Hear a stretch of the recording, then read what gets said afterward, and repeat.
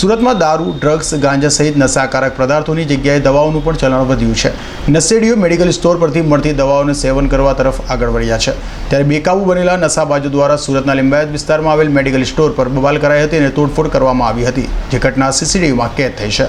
Limbayat police પાસેથી મળતી માહિતી મુજબ લિંબાયત વિસ્તારમાં મીઠી ખાડી પાસે શમશાદ ખાન ઇરફાન ઝહીર ખાન મેડિકલ સ્ટોર ચલાવે છે. તેઓ રાતના સમયે પોતાના મેડિકલ સ્ટોર પર હતા ત્યારે સોનુ નામના નશાખોર ત્યાં આવ્યો હતો, જેણે નશાકારક દવાની માંગ કરી હતી. જેથી મેડિકલ સ્ટોરના સંચાલકે એવી કોઈ દવા રાખતો ન હોવાનું કહ્યું હતું. જેથી આરોપી સોનુએ શબ્દો બોલ્યો હતો અને બાદમાં ત્યાંથી જતો રહ્યો હતો. નશાકારક દવા ન મળતા ઉશ્કેરાયેલો સોનો આરોપીએ અન્ય બે ઇસમો સાથે આવ્યો હતો અને બાદમાં બબાલ શરૂ કરી હતી. વાત આગળ વધતા ત્રણેય આરોપીઓ મળીને મેડિકલ સ્ટોરમાં તોડફોડ શરૂ કરી હતી. સાથે જ મેડિકલ સ્ટોરના સંચાલકને કોઈને જાણ કરશે તો જાનથી મારી નાખવાની ધમકી આપી હતી. પોલીસ ફરિયાદ કરશે તો પણ જોઈ લેવાશે તેવી ધમકી આપી આરોપીઓ ત્યાંથી ભાગી છૂટ્યા હતા.